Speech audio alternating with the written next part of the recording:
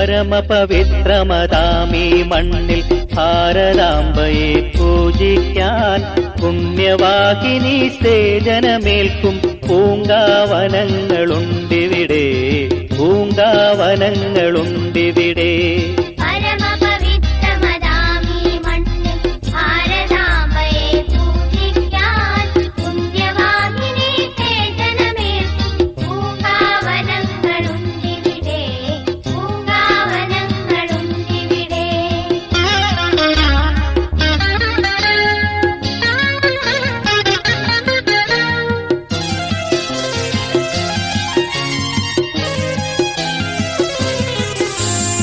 ഇലയും ഇതളും പൂവും മുട്ടും ചിറുത്തെടുത്തർപ്പിച്ചിടാൻ,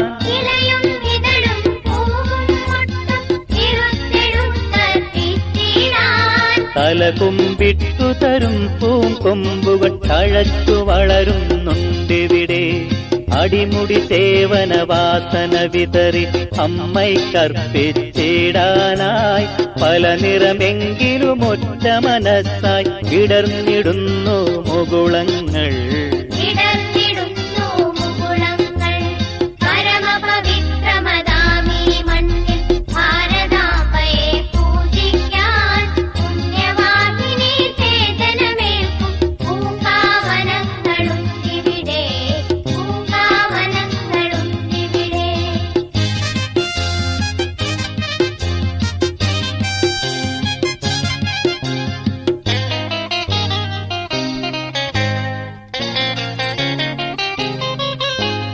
ഭഗത് സിംഹനും ഝാൻസിയും ഇവിടെ പ്രഭാതഭേരി മുഴക്കുന്നു.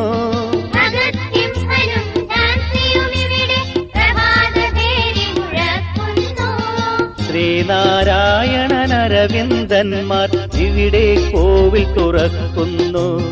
രാമകൃഷ്ണനും രാമദാസനും ഇവിടെ നിവേദിച്ചിടുന്നു.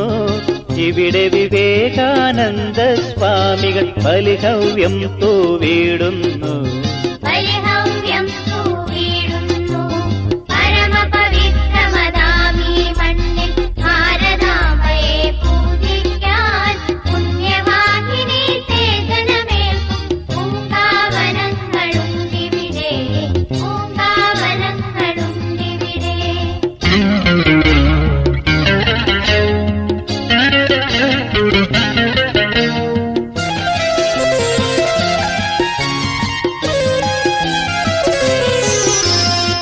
അവരുടെ ശ്രീപീഠത്തിൽ നിത്യം നിർമാല്യം തൊഴുതുണരാനായി,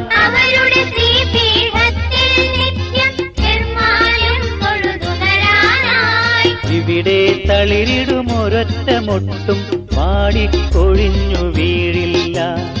അവരു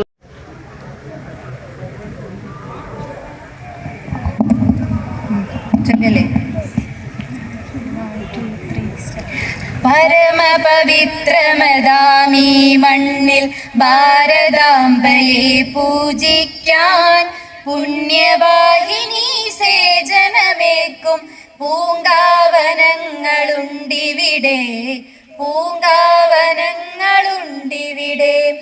പരമപവിത്രമതാമീ മണ്ണിൽ ഭാരതാംബയെ പൂജിക്കാൻ പുണ്യവാഹിനി സേജനമേൽക്കും പൂങ്കാവനങ്ങളുണ്ടിവിടെ, പൂങ്കാവനങ്ങളുണ്ടിവിടെ.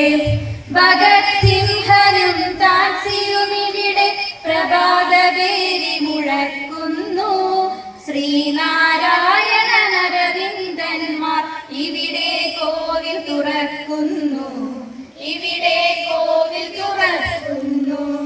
രാമകൃഷ്ണനും രാമദാസനും ഇവിടെ നിവേദിച്ചിടുന്നു. ഇവിടെ വിവേകാനന്ദ സ്വാമികൾ ബലിഹവ്യം തൂവിടുന്നു, ബലിഹവ്യം തൂവിടുന്നു.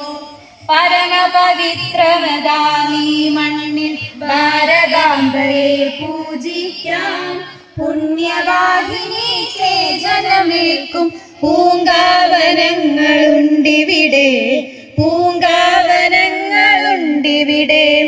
അവരുടെ ആരെയും ആവനായകനാക്കും ആത്മസൗന്ദര്യമാകും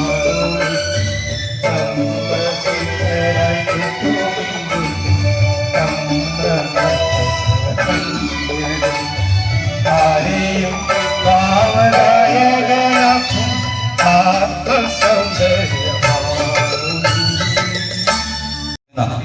സിനിമാറ്റിക് ഡാൻസ് ഇവിടെ അവതരിപ്പിക്കുന്നത് റിതിദാസ്, ദക്ഷ, റിതം, കൃഷ്ണ ഇവർ സ്റ്റേജിലേക്ക് എത്തിച്ചേരണം. ഇതിനുശേഷം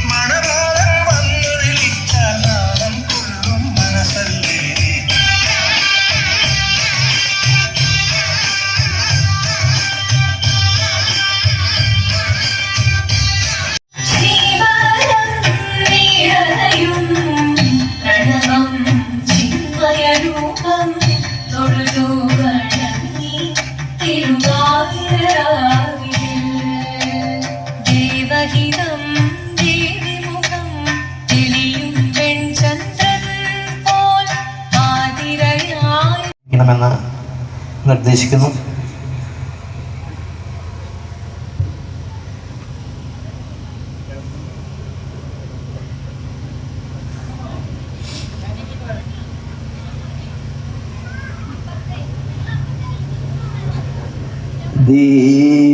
ദീപജ്യോതി പരം ജ്യോതി ദീപജ്യോതി ജനാർദ്ദന ദീപോ ഹരതു മേ പാപം ദീപജ്യോതിർനമോസ്തുതേ ദീപോ ഹരതു മേ പാപം ദീപജ്യോതിർനമോസ്തുതേ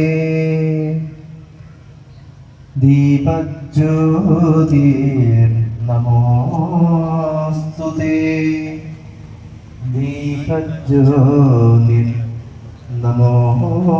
ദീപജ്യോതിർനമോസ്തുതേ.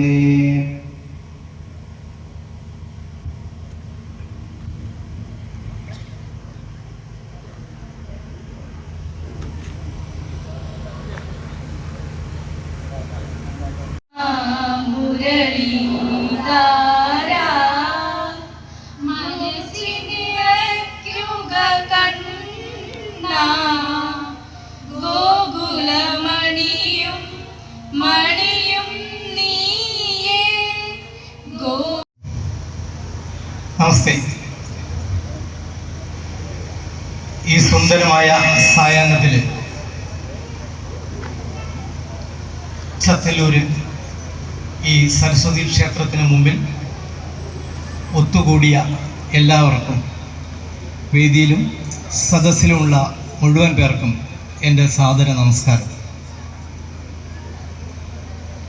എൻ്റെ കർത്തവ്യം എന്ന് പറയുന്നത് ഇവിടെ കൂടിയവർക്ക് സ്വാഗതം അരുളുക എന്നതാണ്. അങ്ങനെ വരുമ്പോൾ ആരാണ് ഇവിടെ കൂടിയിരിക്കുന്നത് എന്നതുകൂടി സൂചിപ്പിക്കേണ്ടത് എൻ്റെ ധർമ്മമാണ്, എൻ്റെ കടമയാണ്. തുടർന്ന് ഞാൻ എൻ്റെ കർത്തവ്യം പൂർത്തിയാക്കി എത്രയും വേഗം അടുത്ത ഭാഷണത്തിന് വേണ്ടി സമയം ഒരുക്കുന്നതായിരിക്കും. മറ്റൊന്നുമല്ല, നമ്മളിൽ ഈ ഇരിക്കുന്ന പലരും മനസ്സുകൊണ്ട് ചിന്തിക്കുന്നുണ്ടായിരിക്കും, എല്ലാവരും അല്ല, കുറച്ചു പേരെങ്കിലും അത് വായിക്കും. നമ്മുടെ ഫ്ലക്സ് ബോർഡ് വായിച്ചിട്ട് ഹിന്ദു ഏകതാ സമ്മേളനം കേരളത്തിൽ അങ്ങോളം ഇങ്ങോളം എല്ലാ പഞ്ചായത്തിലും എല്ലാ മുനിസിപ്പാലിറ്റിയിലും എല്ലാ കോർപ്പറേഷനിലും ഇത്തരത്തിലുള്ള വളരെ വിപുലമായ യോഗങ്ങളാണ് ഇന്ന് നടന്നു വരുന്നത്. അതിൽ ഒരെണ്ണം മാത്രമാണ് ഇന്ന് ഇവിടെ നമ്മൾ ഒത്തുചേരുന്ന ഈ സമ്മേളനം. എന്തുകൊണ്ട് ഈ ഒരു അവസ്ഥയിൽ ഈ ഒരു കാലത്ത് ഇങ്ങനൊരു യോഗത്തിൽ പങ്കെടുക്കാൻ നമുക്ക് ഇടയായി എന്നുള്ളത് മാത്രമാണ് ഞാൻ സൂചിപ്പിക്കുന്നത്. നമ്മുടെ ഓർമ്മ എന്ന് പറയുന്നത് ഒരു പക്ഷേ പ്രായത്തിനനുസരിച്ച് നിശ്ചിത വർഷത്തെ ഓർമ്മകളാണ് നമുക്കുള്ളത്. പക്ഷേ ആയിരക്കണക്കിന് വർഷം മുമ്പുണ്ടായ അന്ന് പറഞ്ഞ, അന്ന് എഴുതിയ, അന്ന് നമ്മളെ ഉദ്ഘോഷിച്ച, നമ്മളോട് പറഞ്ഞെത്തിയ കാര്യങ്ങളെ നമ്മൾ പഠിച്ചെടുത്തിട്ടുണ്ട്, ഓർത്തെടുത്തിട്ടുണ്ട്. നമ്മളതിന് പറയുന്ന ഓമനപ്പേരാണ് സംസ്കൃതി. ഭാരതീയരെല്ലാവരും നമ്മളതിനെ വിളിക്കുന്നത് നമ്മുടെ പൈതൃകം അല്ലെങ്കിൽ സംസ്കൃതി അല്ലെങ്കിൽ നമ്മുടെ സംസ്കാരം എന്നാണ്. അതുകൊണ്ട് തന്നെയാണ് ഹിന്ദു മതം എന്നതിന് പകരം ഹിന്ദു ധർമ്മം എന്ന പദപ്രയോഗം നിലവിൽ വന്നത്. എത്രയോ ആയിരം വർഷങ്ങൾ കഴിഞ്ഞ് തലമുറകൾ കൈമാറി വന്ന് ഇപ്പൊ നമ്മളാണ് ഇവിടെ ജീവിക്കുന്നത്. നമുക്ക് കിട്ടിയ പൈതൃകം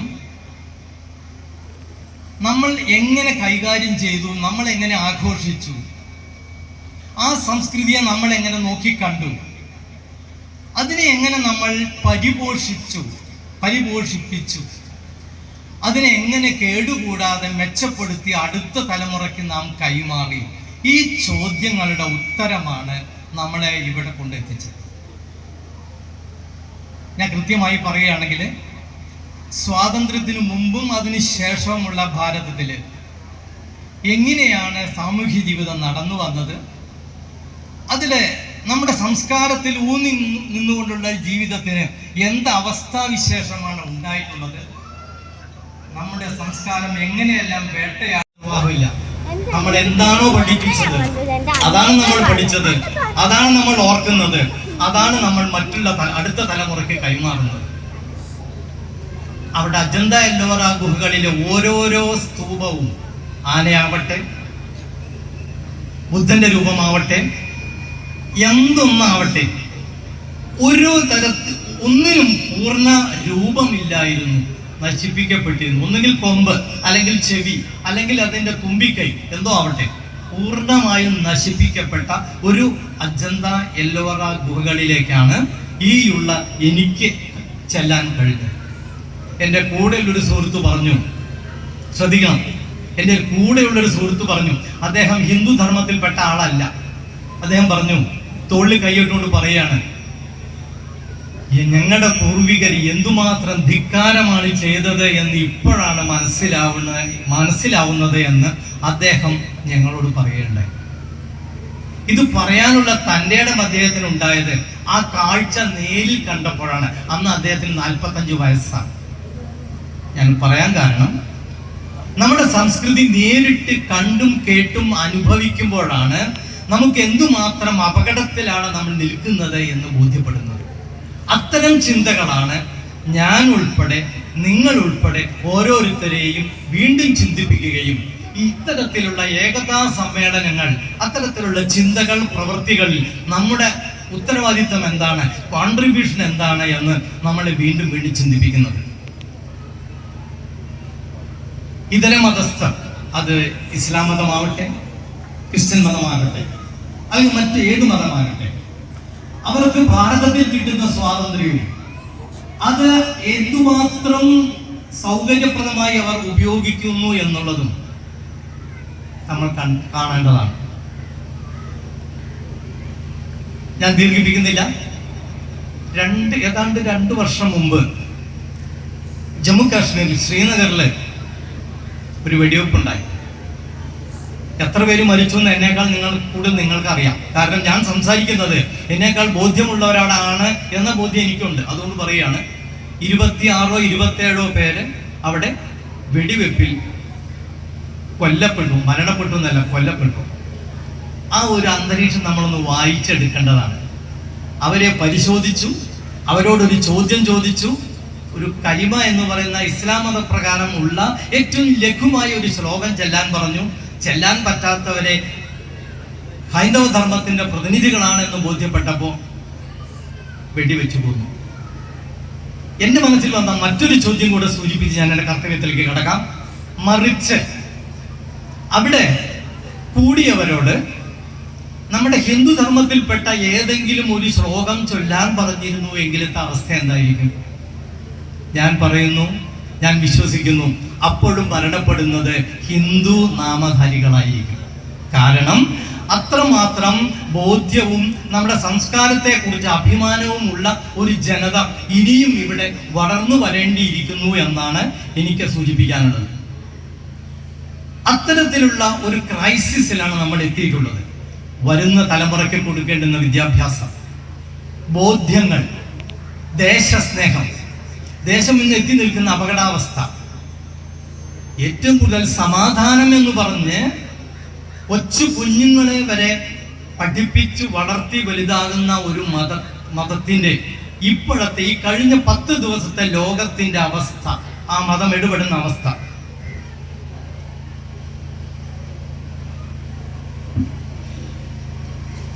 നമ്മൾ ചിന്തിക്കേണ്ടതാണ്.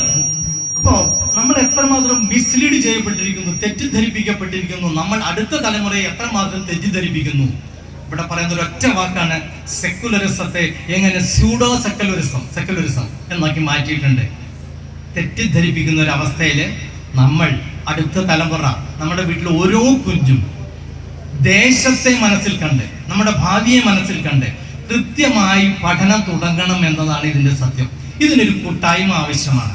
ഈ കൂട്ടായ്മ എപ്പോഴെല്ലാം രൂപപ്പെടുന്നുവോ അപ്പോഴെല്ലാം വ്യത്യസ്ത രാഷ്ട്രീയ പ്രസ്ഥാനങ്ങൾ, ഞാൻ ഇന്നത്തെ ഒരു അവസ്ഥയിൽ ആരുടെയും പേര് പറയുന്നില്ല, എല്ലാ രാഷ്ട്രീയ പ്രസ്ഥാനങ്ങളും രാജ്യം ഇതുവരെ ഭരിച്ച, നീണ്ട 65 വർഷം ഭരിച്ച് നമ്മുടെ എല്ലാ തരത്തിലുമുള്ള ഐഡന്റിറ്റിയെയും ഇല്ലാതാക്കിയ, പ്രത്യേകിച്ച് ഇല്ലാതാക്കിയ ഭരണകൂടങ്ങൾ ഇപ്പോഴും നമ്മുടെ കേരളത്തിലും ചെയ്യുന്നത് മതേതരത്വം എന്ന് പറയുന്ന, മതനിരപേക്ഷം എന്ന വാക്കിനെ എന്തുമാത്രം ദുരുപയോഗം ചെയ്തുകൊണ്ടാണ് നമ്മളെ അട്ടിമറിക്കുന്നത് എന്നുള്ളതാണ്. ഈ സന്ദർഭത്തിലാണ് സാമാന്യ വിദ്യാഭ്യാസമുള്ള, കണക്കും ഇംഗ്ലീഷും മലയാളം പഠിക്കുന്നതല്ല വിദ്യാഭ്യാസം, സ്വന്തം ഐഡന്റിറ്റി, സ്വത്വം എന്ന് പറയും. നമ്മുടെ സ്വത്വം ബലി കഴിച്ചുകൊണ്ടുള്ള ഒരു വിദ്യാഭ്യാസം ഒരു രാഷ്ട്രത്തിനും ക്ഷേമമല്ല, ഭൂഷണമല്ല. അതുകൊണ്ട് ഭാരതീയനായി ജനിച്ച ഓരോരുത്തരും ജാതിയുടെയും വ്യത്യസ്ത രാഷ്ട്രീയത്തിന്റെ പേര് പറഞ്ഞ് വിഘടിച്ച് നിൽക്കുന്നിടത്തോളം കാലം അതിന്റെ ഗുണഭോക്താക്കൾ മറ്റൊരു കൂട്ടരാണ്. എന്നിട്ടോ അവർ ഈ രാഷ്ട്രത്തിന് നേരെ ഇവിടെ നിന്ന്, ഇവിടെ താമസിച്ച്, ഇവിടെ ഭക്ഷണം കഴിച്ച്, ഇവിടെ കൃഷി ചെയ്ത്, ഇവിടെ കച്ചവടം ചെയ്ത് നമ്മുടെ രാഷ്ട്രത്തിന് എതിരായി പ്രവർത്തിക്കുന്ന അത്ഭുതകരമായ, വിസ്മയകരമായ ഒരു കാഴ്ച മറ്റെങ്ങും കാണാനിടയില്ല. അത് ഈ ഭാരതത്തിൽ മാത്രമായിരിക്കും. ഞാൻ ചുരുക്കുന്നു, ഈ ഒരു സാഹചര്യത്തിലാണ് കൃത്യമായ ധാരണയോടുകൂടി ഞാൻ ഫിലോസഫിയിൽ ഒരു ചൊല്ലുണ്ട്, ഫിലോസഫിയുടെ ദർശനം. അത് പറയുന്നത്, എന്നേക്കാൾ പറയാൻ പ്രാപ്തരായവരാണ് നിങ്ങളും വേദിയിരിക്കുന്നവരും, എങ്കിലും സൂചിപ്പിക്കുകയാണ്, ഞാൻ ആരാണ് എന്നാണ് ഫിലോസഫി ചോദിക്കുന്നത്. അപ്പൊ തന്നെ അതിന് ഉത്തരവും പറയുന്നുണ്ട്, ഞാൻ ആരല്ല എന്ന്. അപ്പോൾ ഞാൻ ആരാണ്, അല്ലെങ്കിൽ നമ്മൾ ആരാണ്, അല്ലെങ്കിൽ ഭാരതീയർ ആരാണ് എന്ന ചോദ്യത്തിന്റെ ഉത്തരം നമ്മൾ ആരെല്ലാം അല്ല എന്നതുകൂടി അവിടെ പ്രകടമാണ്. എല്ലാം വായിച്ചെടുക്കുന്ന ഒരു സമൂഹത്തിന്റെ സൃഷ്ടിക്ക് വേണ്ടിയാണ് നമ്മൾ ഇനി തുടർച്ചയായി കേരളത്തിൽ അങ്ങോളം ഇങ്ങോളം ഇത്തരത്തിലെ സംരംഭങ്ങൾ, കൂട്ടായ്മകൾ രൂപപ്പെടുന്നുണ്ട്. ഇന്നത്തെ ഈ സമ്മേളനം എന്തുകൊണ്ടും ധന്യമാക്കുന്നതിൽ ഇവിടെ ഇരിക്കുന്ന ഓരോരുത്തർക്കും പങ്കുണ്ട് എന്ന് മാത്രം സൂചിപ്പിച്ചുകൊണ്ട് എൻ്റെ കർത്തവ്യത്തിലേക്ക് കടക്കുകയാണ്. ഇന്ന് നമ്മളോട് സംവദിക്കുന്നത്, പ്രത്യേകിച്ച് ഇന്നത്തെ യോഗത്തിൽ അധ്യക്ഷം വഹിക്കുന്നത് ശ്രീ പുളിയത്ത് വിജയകുമാർ എന്ന് പറയുന്ന ജ്യോതിഷ പണ്ഡിതനാണ്. അദ്ദേഹത്തെ സ്നേഹാദരം സ്വാഗതം ചെയ്യുന്നു. എനിക്ക് തോന്നുന്നു ഒരു പരിചയപ്പെടുത്തലിൻ്റെ ആവശ്യമില്ല, അത് കുറഞ്ഞു പോകുമെന്നുള്ളത് കൊണ്ട് ഞാൻ അടുത്ത ആള്, അതായത് ഇന്നത്തെ യോഗത്തില് നമുക്കറിയാം, നമ്മുടെ സംസ്കാരത്തില് എല്ലാത്തിനും നമ്മൾ പറയാറുണ്ട്, എല്ലാത്തിനും ഒരു തുടക്കം ഐശ്വര്യമായിട്ട് തുടങ്ങണം. Well begun is half done. മനോഹരമാണ്. ഐശ്വര്യം, അനുഗ്രഹം, ആശീർവാദം. ഇന്നത്തെ യോഗത്തിൻ്റെ ആശീർവാദം നടത്തുന്നത്, അഥവാ അനുഗ്രഹ പ്രഭാഷണം നടത്തുന്നത് ബഹുമാനപ്പെട്ട ഹരി ശരണാർത്ഥി പെരിങ്ങര കേശവൻ നമ്പൂതിരി അവർകളാണ്. അദ്ദേഹം നാരായണീയ ഗുരുവായൂരപ്പ ആശ്രമം പൂതനൂർ പാലക്കാടിനടുത്ത് അവിടുത്തെ പ്രതിനിധിയാണ്. സ്വാഗതം ചെയ്തു. മറ്റൊരു പ്രമുഖ വ്യക്തി കൂടെ നമ്മുടെ കൂടെയുണ്ട്. മുഖ്യപ്രഭാഷണത്തിനായി വന്നിരിക്കുന്നത് ശ്രീ യു ശബരി. അദ്ദേഹം സദ്ഭാവന സംയോജക പാലക്കാട് വിഭാഗത്തിന്റെ സജീവ പ്രവർത്തകനാണ്. നമ്മുടെ നേരത്തെ ഞാൻ സൂചിപ്പിച്ച സമൂഹം സെഗ്രിഗേറ്റ് ചെയ്തുകൊണ്ട് ഞാൻ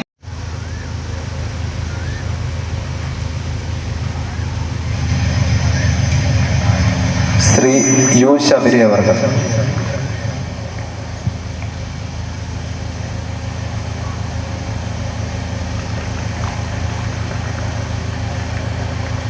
പുളിയത്ത് വിജയകുമാർ അവർ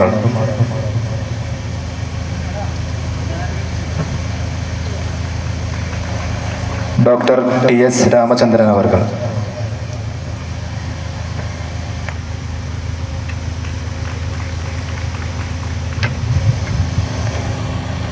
അധ്യക്ഷ ഭാഷണത്തിന് വേണ്ടി ഇവിടെ നമ്മളെല്ലാവരും ഒത്തുകൂടി. മുമ്പ് ഗണേശോത്സവത്തിനാണ് നമ്മളിങ്ങനെ എല്ലാവരും ഒത്തുകൂടാറ്. അതുപോലെ ശ്രീകൃഷ്ണ ജയന്തി അങ്ങനെ എല്ലാ സമയത്തും നമ്മുടെ നാട്ടുകാരെല്ലാവരും ഒത്തുകൂടാറുണ്ട്. എന്തായാലും ഈ സദസ്സിൽ നമ്മുടെ വിശിഷ്ടാതിഥികളായി വന്ന ആൾക്കാരുണ്ട്. അതും നമ്മുടെ ആൾക്കാർ തന്നെയാണ്. അത് ശരിയോ തെറ്റോ എന്നറിയാതെ അവരെ ഒറ്റപ്പെടുത്തി പരസ്പരം വാക്കുകൾ കൊണ്ടും മറ്റു പ്രവർത്തനം കൊണ്ടും ആക്രമിച്ച് അവരെ ഒരു ഒറ്റപ്പെടുത്തി ഒരു ഒരുമ ഇവരെ എന്ത് പറഞ്ഞാലും അത് ചോദിക്കാനുള്ള ഒരു നാഥനില്ലാത്ത അവസ്ഥയിലേക്ക് നമ്മുടെ ഈ ഹൈന്ദവ സമൂഹം അല്ലെങ്കിൽ ഹൈന്ദവ സംബന്ധപ്പെട്ട പ്രവർത്തകർ എത്തിപ്പോവുകയാണ്. അതിൽ സന്യാസിമാരുണ്ട്. എന്ത് പത്രങ്ങളിൽ നോക്കിയാലും നമുക്കറിയാം. പിന്നെ ഇപ്പോൾ കഴിഞ്ഞ ദിവസം തന്നെ ഒരു സ്കൂൾ കലോത്സവത്തിൽ നമ്മുടെ രാമായണത്തെയും ഭാഗവതത്തെയും സംബന്ധിച്ച് രാമായണവും മഹാഭാരതം ഒരു സ്ക്രിപ്റ്റ് തയ്യാറാക്കുന്നു.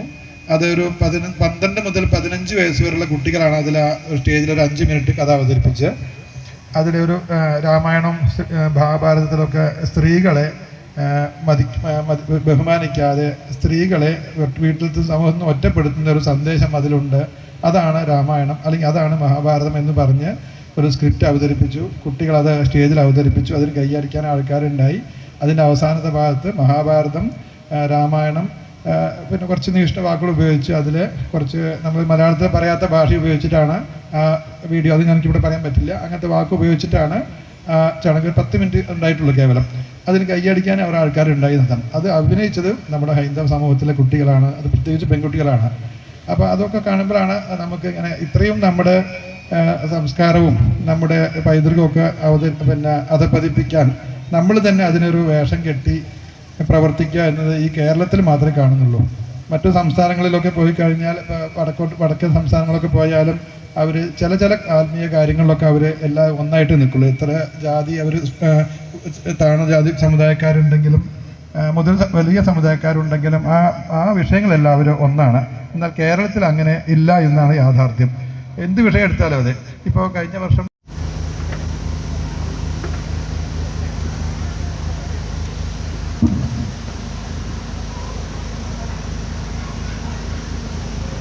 എല്ലാവർക്കും ആദ്യമായിട്ട് നമസ്കാരം. ഹരിയോം ഹരിശേഷം. ആദ്യമായിട്ടാണ് ഈ സ്ഥലത്ത് ഞാൻ വന്നത്. വളരെ സന്തോഷമുണ്ട്. ഇത്രയധികം ഹിന്ദു വിശ്വാസമുള്ളവരെന്ന് ഞാൻ വിശ്വസിക്കുന്ന ഒരാൾക്കാർ ഇവിടെ വന്നു ചേർന്നത് വളരെ ആനന്ദകരമാണ്, അത്ഭുതകരമാണ്. ഇവിടെ സൂചിപ്പിക്കാനുള്ള ഒന്നേയുള്ളൂ.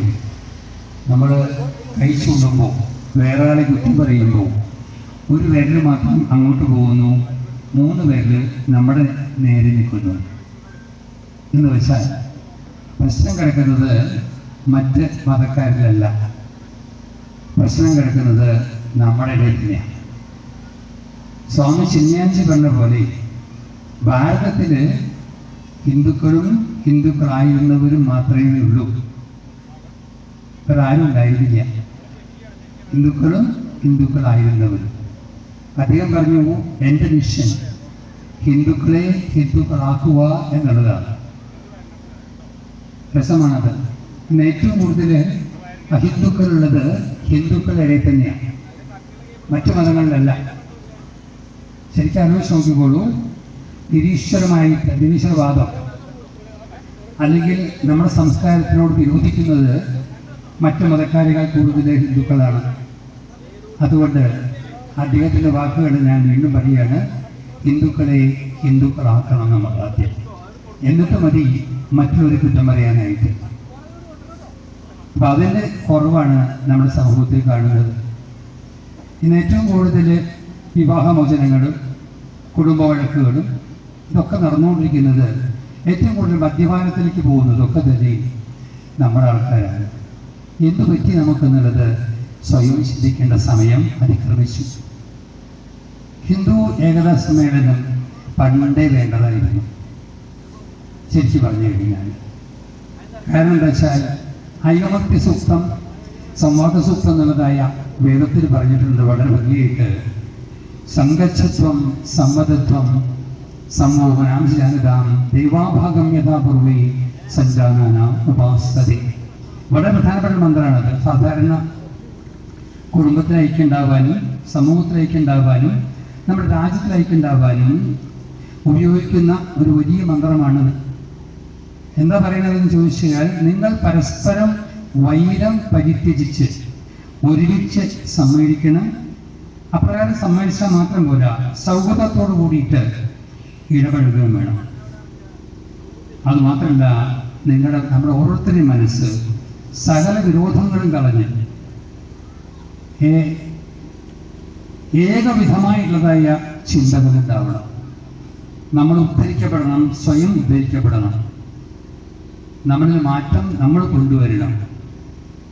സെൽഫ് റിയലൈസേഷൻ എന്നൊക്കെയാണ് സാധാരണ വേദാന്ത ഭാഷ പറയാറുള്ളത്. തന്നെ സ്വയം തിരിച്ചറിയുക, അത് വളരെ പ്രധാനമാണ്.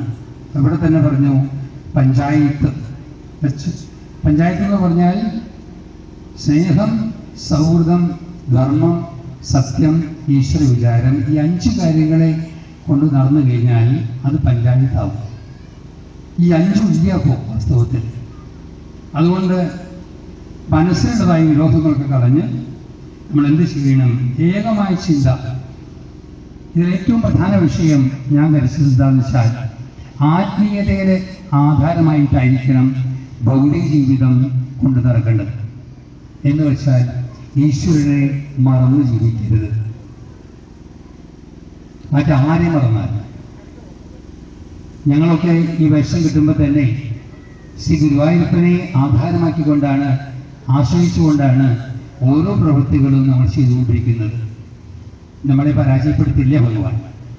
ഈ വിശ്വാസത്തിലേക്ക് നമ്മുടെ ചിന്തകൾ കടന്നു പോവുകയാണ്. കുടുംബത്തിൽ നമ്മുടെ സംസ്കാരത്തെ സൂചിപ്പിക്കുന്നതായ ഈശ്വരീയമായ, ഞാൻ പറയാം, ഒരു വീട്ടിൽ ചെന്ന് കയറി കഴിഞ്ഞാൽ ആദ്യം കാണേണ്ടത് ശ്രീ ഭഗവാന്റെ ഇഷ്ടദൈവത്തിൻ്റെ ഫോട്ടോ ആയിരിക്കണം. തിരിച്ചു പോകുമ്പോഴും കയറി ചെല്ലുമ്പോഴും ആദ്യം കാണുന്നതും, പുറത്തേക്ക് ഇറങ്ങുന്ന സമയത്ത് അതിന് ആ ഭഗവാനെ പ്രാർത്ഥിക്കണം, ഞങ്ങൾ പുറത്തിറങ്ങുകയാണ്, സുരക്ഷിതരായിട്ട് തിരിച്ചെത്തിക്കണം. ഞാനിവിടുന്ന് പാലക്കാട്ടിൽ നിന്ന് പുറപ്പെട്ട് ഇവിടെ വന്നിട്ടുണ്ടെങ്കിൽ അത് ഡ്രൈവറുടെ സാമർഥ്യം കൊണ്ടല്ല, ശ്രീ ഗുരുവായൂരപ്പൻ്റെ അനുഗ്രഹം കൊണ്ടാണ്. ഞാൻ ചെത്തല്ലൂർ വന്നിട്ടുള്ളതും ഈശ്വര കൃപ കൊണ്ടാണ്, ഈശ്വരൻ്റെ നിർദ്ദേശം കൊണ്ടാണ്. നിങ്ങളെ ഈ സജ്ജനങ്ങളെ മുഴുവൻ കാണാൻ സാധിച്ചതും ഭഗവത് കൃപ കൊണ്ടാണ്. നിങ്ങളൊക്കെ ഈശ്വരൻ്റെ കുട്ടികളാണെന്ന് ഓർമ്മിക്കുക. മതവും കാര്യങ്ങളൊക്കെ വെറും സങ്കല്പങ്ങൾ മാത്രമാണ്. ആത്മചൈതന്യത്തിൻ്റെ ബോധം വന്നാൽ അതാണ് നമുക്കില്ലാതെ വന്നത്. ഇത് ദുരിതവും ദുഃഖവും അനുഭവിക്കുന്ന ഹിന്ദു സമൂഹം മനസ്സിലാക്കുന്നില്ല ഈശ്വര സാന്നിധ്യത്തിൻ്റെ മഹത്വം എന്താണെന്നുള്ളത്. അതുകൊണ്ട് നാമജപം, ഈശ്വര വിചാരം, ഞാൻ പറയും ഒരു 3-4 കാര്യങ്ങളെങ്കിലും നമ്മൾ സ്വീകരിക്കണം. അതെന്താണെന്ന് ചോദിച്ചു കഴിഞ്ഞാൽ, സൽക്കർമ്മം, സച്ചിന്ത, സത്സംഗം, ഇത് മുടക്കരുത്. വളരെ പ്രധാനമാണ് അർത്ഥം. ചിന്തകളിൽ ഹൈലി പോസിറ്റീവായിരിക്കണം നമ്മൾ ചിന്തിക്കുന്നത്. ഞാൻ മോശക്കാരനല്ല, ഞാൻ ഈശ്വരൻ്റെ മക്കളാണ്, അതുകൊണ്ട് ഞാൻ നല്ലത് ചെയ്യും, ഞാൻ ഒരിക്കലും സമൂഹത്തിനെ വഞ്ചിക്കില്ല, ആരെയും വഞ്ചിക്കില്ല എന്ന തരത്തിലുള്ളതായ ഒരു വിശ്വാസ പ്രമാണം നമ്മുടെ ജീവിതത്തിൽ ഉണ്ടായാൽ ഈശ്വര കൃപ കൊണ്ട് നമുക്ക് യാതൊരു ദുരിതവും ഉണ്ടാവില്ല. ഇത് സാക്ഷ്യപ്പെടുത്തുന്ന എത്രയോ സംഭവങ്ങൾ ഉണ്ടായിട്ടുണ്ട്. അതുകൊണ്ട് ഏക മനസ്സുണ്ടാവണം നമുക്ക്. ഇരിക്കുന്ന ഇത്രയും പേർക്ക് അറിയണം. നമ്മുടെ കേശവൻ നമ്പൂതിരി സ്വാമിജി അവർ, അധ്യക്ഷൻ വിജയകുമാരൻ, ശ്രീ രാമചന്ദ്രൻ സാർ, സദസ്സിൽ ഭവിഷ്ഠരായിട്ടുള്ള ശ്രേഷ്ഠരായിട്ടുള്ള ആദരണീയരായിട്ടുള്ള ബഹുമാനിതരായിട്ടുള്ള വ്യക്തിത്വങ്ങളെ, അമ്മമാരെ, ബാലികാ ബാലന്മാരെ, ഏവർക്കും നമസ്കാരം. ആദ്യങ്ങളിൽ പിന്നീട് നൂറുകണക്കിൽ നിന്ന്, ആയിരക്കണക്കിൽ നിന്ന്, പതിനായിരക്കണക്കിൽ നിന്ന് ലക്ഷക്കണക്കിന് ആൾക്കാർ വന്നപ്പോൾ നമുക്ക് പങ്കെടുക്കാൻ സാധിച്ചില്ല, നമുക്ക് അവർക്ക് സപ്പോർട്ട് ചെയ്യാൻ സാധിച്ചില്ല എന്നുള്ളൊരു നാണക്കേടിലേക്ക് മാറി നിന്നവർ മുഴുവൻ അനുഭവിക്കേണ്ടി വന്ന ഗതികേട് കൊണ്ട് തന്നെ ഇവിടെ ഒരു ഹിന്ദു ഏകത നടന്നുകൊണ്ടിരിക്കുന്നു. എങ്കിലും നേരത്തെ അനുഗ്രഹ പ്രഭാഷണത്തിൽ പറഞ്ഞു, ഹിന്ദുക്കളിൽ തന്നെ അകന്തുക്കളാണ്. കാരണം അന്നത്തെ ജയസിംഹനെയുമായുള്ള ആൾക്കാർ ഇന്നും പറയുന്നുണ്ട്. അപ്പൊ അവർക്കെതിരെ നമ്മൾ ഒന്നിക്കണം. ഇന്നത്തെ ഈ പരിപാടിയെ സംബന്ധിച്ചിടത്തോളം ഈ സായം സന്ധ്യയെ ധന്യമാക്കാൻ വേണ്ടിയിട്ട് ബാലഗോകുലത്തിന്റെ കുട്ടികൾ ക്ലാസിക്കൽ ഡാൻസും ചെയ്തു, സിനിമാറ്റിക് ഡാൻസും ചെയ്തു. പ്രദീപേട്ടൻ കരോക്കയിലൂടെ അതിമനോഹരമായിട്ടുള്ള ഗാനങ്ങൾ ആവിഷ്കരിച്ചു. ഭദ്ര ടീം വന്നിട്ട് തിരുവാതിരക്കളി കളിച്ചു. ഈ പരിപാടിക്ക് ശേഷം വീണ്ടും കലാപരിപാടികളുണ്ട്, വീരനാട്യമുണ്ട്, തിരുവാതിരക്കളിയുണ്ട്. ഇതെല്ലാം കഴിഞ്ഞാൽ നമ്മളെ ഒന്നിപ്പിക്കാൻ ഇതിന്റെ ഒക്കെ കൂട്ടത്തിൽ നമ്മൾ ഒരുമിച്ചിരുന്നൊരു ഭക്ഷണം കഴിക്കണം. അതുകൊണ്ട് തന്നെ ഇവിടെ അത്താഴവും ഒരുക്കിയിട്ടുണ്ട്. ഇവിടുത്തെ ഹിന്ദു ഏകതാ സമ്മേളനത്തില് വെറുതെ നമ്മൾ ഒന്നിച്ചുകൂടാൻ വേണ്ടിയിട്ടല്ല. ഓം സഹനാവവതു സഹനൗ ഭുനക്തു സഹ വീര്യം കരവാവഹൈ തേജസ്വിനാവതീതമസ്തു മാ വിദ്യുഷാവഹൈ. വിദ്യുഷങ്ങൾ മുഴുവൻ മാറാൻ വേണ്ടിയിട്ട് ഒരുമിച്ചിരുന്ന് ഭക്ഷണം കഴിക്കാൻ കൂടിയാണ് ഇവിടുത്തെ ഏകതാ സമ്മേളനം ഉണ്ടാക്കിക്കൊണ്ടിരിക്കുന്നത്. ഇതുമായുള്ള അനവധി ഏകതാ സമ്മേളനങ്ങളിലൂടെ നമുക്ക് നഷ്ടപ്പെട്ടു പോയ മൂല്യച്യുതിയെ മുഴുവൻ തിരിച്ചു പിടിച്ചുകൊണ്ട് ഭാരത തനിമയുടെ മൂല്യവർദ്ധനവിന് വേണ്ടി രണ്ടോ വിശ്വമാര്യം എന്ന് പറയുന്ന തലത്തിലേക്ക് എത്തിപ്പെടാൻ അമ്മയുടെ വാക്കുകൾ കേട്ടുകൊണ്ട് ഇവിടുത്തെ മൂല്യച്യുതികൾ സംഭവിച്ചുകൊണ്ടിരിക്കുമ്പോൾ ഇവിടുത്തെ അമ്മമാർ തയ്യാറായി, എനിക്കൊരു പുത്രൻ ഉണ്ടാവുകയാണെങ്കിൽ ഞാൻ സത്പുത്രനാക്കി മാറ്റും. ജീജാബായി ഗർഭസ്ഥ ശിശുവിൽ തന്നെ വളർത്തി വലുതാക്കുമ്പോ തന്നെ ഏത് തരത്തിലാണോ പ്രഹ്ലാദന്റെ അമ്മ വളർത്തിയത് പുരാണത്തില്, അതുമാതിരി ചരിത്രത്തിൽ ജീജാബായി. നമ്മുടെ വേദിയിലെ അധ്യക്ഷൻ, വിശിഷ്ടാതിഥികൾ, അതേപോലെ ഇവിടെ പങ്കെടുക്കുന്ന നമ്മുടെ തട്ടകത്തെ സഹോദരി സഹോദരന്മാരെ എല്ലാവർക്കും നമസ്കാരം. നമ്മുടെ നിശ്ചയിച്ച ഏകതാ സമ്മേളനത്തിൻ്റെ ഭാഗമായുള്ള സമയക്രമത്തിലെ രണ്ടാമത്തെ ഘട്ടം ഇവിടെ അവസാനിക്കുകയാണ്. ഇത് കഴിഞ്ഞ് വീണ്ടും നമുക്ക് ഗംഭീരമായ ചില വിരുന്ന് തന്നെ ആണ് ഒരുക്കുന്നത്.